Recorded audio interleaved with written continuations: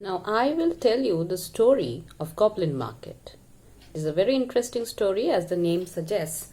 It is about goblin men who loved selling magical fruits to unmarried ladies.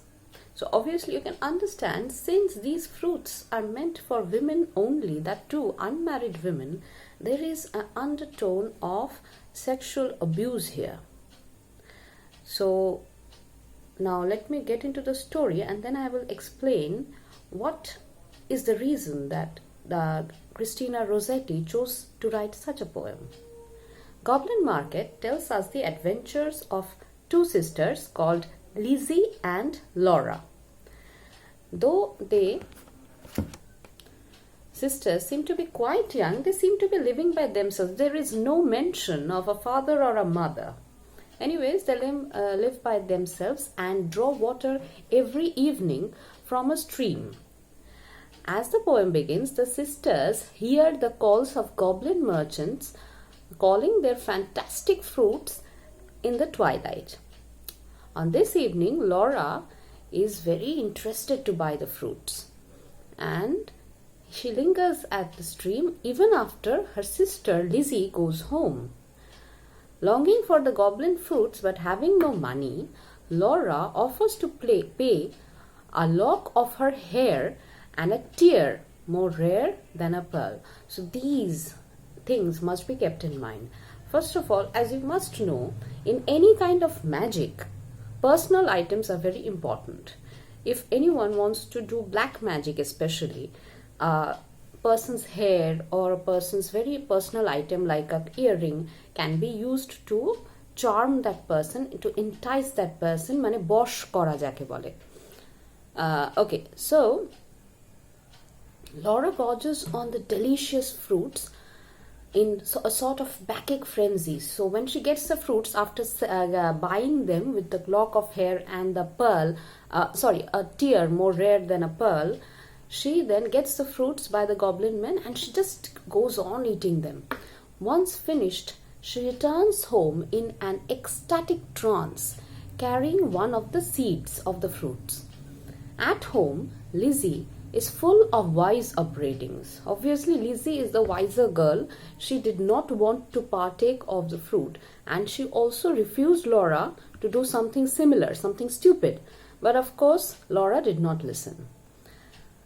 And when Lizzie is scolding Laura, she tells her of this girl called Jeannie, and she says that she also ate the goblin fruits and then died at the beginning of winter after a very long and pathetic illness. Nobody could cure her of that illness. It started when she ate the goblin fruits. So now this story is to serve as a warning to Lizzie, that Lizzie gives to Laura. But unfortunately, Laura has already eaten the fruit. There is no going back. Laura dismisses her sister's worries and plans to return the next night to get more fruits for herself and Lizzie.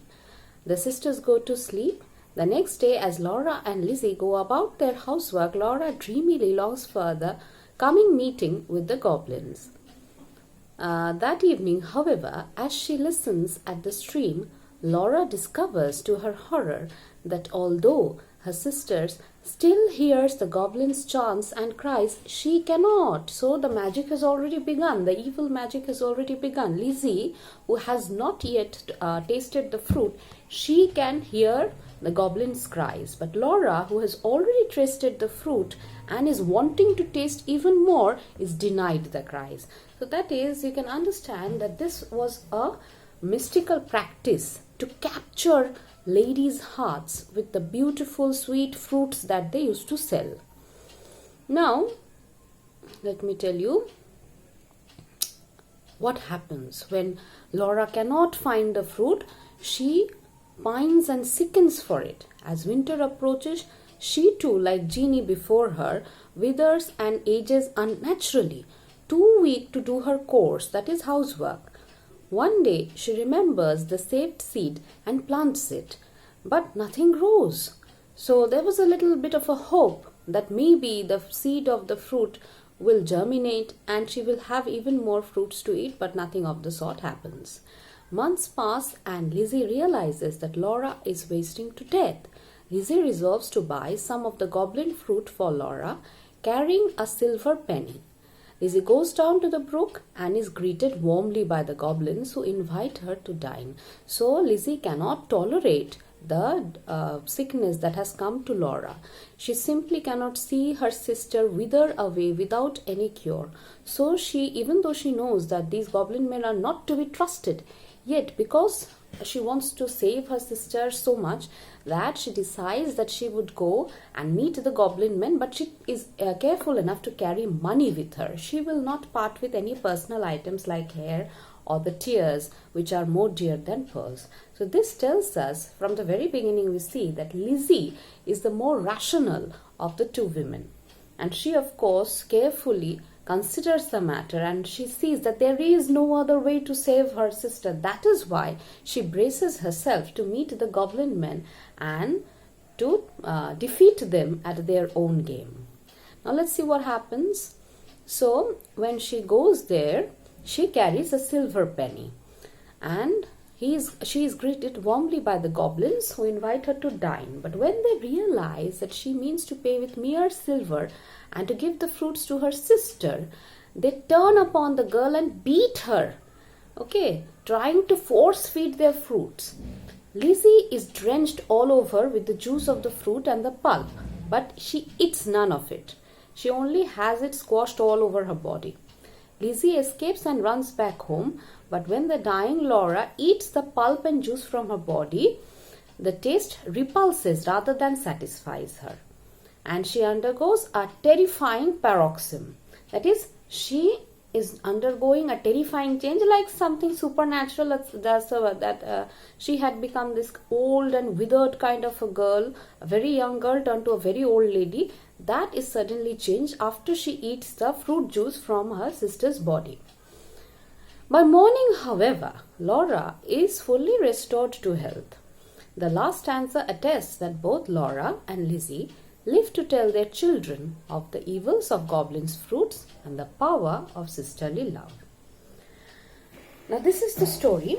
As you can see, it's a very lovely story of sisterly love and also of magic, and how the good obviously triumphs over evil. Now these are all traditional mechanisms, but basically we must remember that this poem is an allegory. Now what is an allegory? An allegory is a poem which has a surface meaning and an underlying meaning. That is, when the underlying meaning needs to be covered and decorated with something else, it becomes an allegory. Here, the goblin men and their magical fruits are the allegory for the sexual, provocation that awaits young women. And if they do not pay heed, or if they are not very careful about themselves, then this kind of temptations await them and they can be destroyed. Their reputation can be hampered. So basically, the goblin men and their fruits are representative of the dangers of lust, unrestrained lust. And obviously, as you can understand, Lizzie is that moral voice who controls her, innocent sister Laura, who falls into the trap of the goblin men who basically provoke her and try to exploit her. Now, with sisterly love, she helps Laura overcome this provocation that she has fallen a prey to. Obviously, as you can understand, there are various levels of meaning to this poem. Overtly simple, it sounds like a children's story. A children's story in which there are two sisters who grow and play, and they go to this goblin market and they are cheated, and then the other sister goes and cheats the goblin men and brings back the younger sister. But there is a deep significance. We can understand that these are the men. If you forget the word goblin, basically these are men, so representative of patriarchy, who try to exploit young girls. And obviously Lizzie, who tries to save Laura, can be seen as a lesbian partner. Why? Because when she comes back from the Goblin market, she has all the juices of the fruits on her body, and she allows her sister to suck on the juice. So obviously, the bodily narrative comes into play. So this is an allegory on 2 and 3 different levels, I would say. You can consider this as a children's poem, but basically the underlying meaning is quite deep. Number 1, the allegory is about the dangers of giving in to succumbing to lust, not heeding the moral voice of the society. Number 2, it is about an allegory of marketplace, how you tend to buy and sell things, how market captures our emotions, it captures our feelings. That means you must have heard of the term shopaholic. So it is also a kind of exploration of how our minds get tangled when our desires are simply motivate us to do something which we are not supposed to do. You keep on buying and buying and buying even though you don't need those things. So that is called shopaholicism. Similarly, when you are repeatedly told that don't go into that market, don't buy those fruits even though they are selling them, she goes into that market. So obviously you can understand that there is a connotation of the dangers of irresponsible buying. And third, of course, there is this sisterly love, which can also be understood as a indication of lesbian relation between the two sisters. Also, I would like to tell you that in the book Works of Christina Rossetti, in the preface, the editor has written that the Goblin men, worn out by her resistance to the fruit, fling back her penny, and she returns home with it bouncing in her purse. The coin, this is about Lizzie, who is able to bring back the coin, because the Goblin men are definitely not interested in money. They are more interested in the bodies of the women. So the coin prevents her from paying, as her sister had to with the golden curl. As critics have noted, the coin secularizes the poem, introducing the possibility of socio-economic reading, that the marketplace reading that I was talking about. The market suggests that we must pay for our desires, highlighting the differences between those who have money and those who do not. As Gilbert and Goober point out, there are no men in the poem other than the unpleasant goblins. Now, this is one important point that critics Gilbert and Goober show us, that there are no men in the poem, remember. Even when Laura and Lizzie become wives and mothers, that is at the end of the poem, their husbands never appear and they evidently have no sons. Laura, unfulfilled by her task of the forbidden fruits of the market, eventually finds fulfillment in this sisterhood, the power of which is celebrated in the poem's closing lines. For there is no friend like a sister. So this is the closing line of the poem, which obviously, as you can understand, tells us that more than men, it is the women in the family who can take care of each other and protect each other. I will also tell you about this book, The Demon and the Damoiselle, Dynamics of Desire, in the works of Christina Rossetti and Dante Gabriel Rossetti. It is published in 2008 by Susan Maureen Waldman. She has written that Christina Rossetti's poems about love, for example, characterize erotic love, which is physical love, as a false path that always leads to disappointment, thus warranting the sublimation of desire into a quest for a higher goal. In these poems, she simultaneously encapsulates the ideology of Christianity and anticipates the theoretical critique that Lacan would perform of imaginary passion, a form of relating to the other that is precarious because it is based in the illusory narcissistic structure of the ego. Now obviously these terms are out of your dictionary, Lacan and narcissistic structure of the ego. Fine, we will not go into such a complex understanding. We will try to understand this simply. Whatever Susan is trying to tell us is that Christina Rossetti's poem here is about love, and it is a sublimation of desire and the quest for a higher goal. So here we must understand that when Laura gave in to the temptation of having those fruits, that means she succumbed to the desires of her body. While Lizzie, the wise one, she did not succumb to the desires of the body. Rather, she had the intelligence of a woman to guide her misguided younger sister and to bring her back to path. Susan also says, mother, daughters, brides, nuns, corpses and ghosts, they are all the sister descendants of the prototypal Laura and Lizzie of Goblin Market. So basically, if you know a little about the Victorian period, it was also a period of Gothic literature, which of course dealt with the supernatural. So in this case, Susan is pointing out that only by giving these women voices, Rossetti often mounts a criticism of language conventions that mark the fall of the female self into natural womanhood. By exhorting, lamenting, and commemorating these figures, Rossetti creates a sisterhood of the self, even if the sisters cannot directly acknowledge each other. So again, the theme of sisterhood.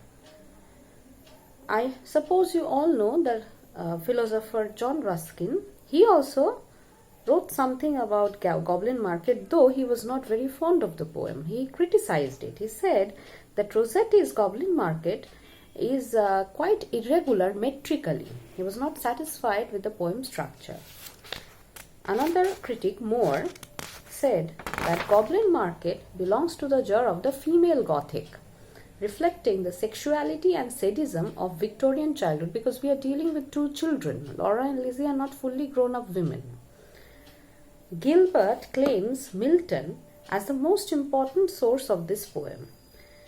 The fruits are intellectual. Now this is going into another aspect of this poem, in which we see the fruits of the goblin men not as real fruits but as intellectual, and Laura in eating them asserting her poetic as well as sexual power. So Gilbert sees the fruits not only as emblematic of sexual freedom but also of intellectual freedom, which was very much denied to women. As evidence, Gilbert uses Rossetti's early prose work Maud, in which the poet heroine's abrupt death suggests that Rossetti knew already she would have to renounce the goblin fruit of art, learning to become the poet who sings selflessly despite pain, rather than selfishly in celebration of pleasure. So, now I have discussed with you the main themes of Goblin Market, and I would like you to focus on these themes, and I would also like to give you a reading list for various books which you may go through as references. The first book is called Beauty and the Beast, Christina Rossetti, Walter Pater, R.L. Stevenson and Their Contemporaries by Wim Tigges. It was published in 1996. Another book is called Christina Rossetti, 1963 by Lona Mosk Packer. The third book is called Christina Rossetti and the Pre-Raphaelite Brotherhood. It is by Jan Marsh, published in 1994. And the last book is Christina Rossetti, The Patience of Style, 2005 by Constance W. Hassett. Now I would like you to go through the poem once yourself and see how the poet has used the allegory to comment upon the fallen woman that I was talking about. Now I already told you in the biographical background that Christina Rossetti used to work for this house of fallen women, and basically here Laura is the fallen woman who needs to be revived by Lizzie.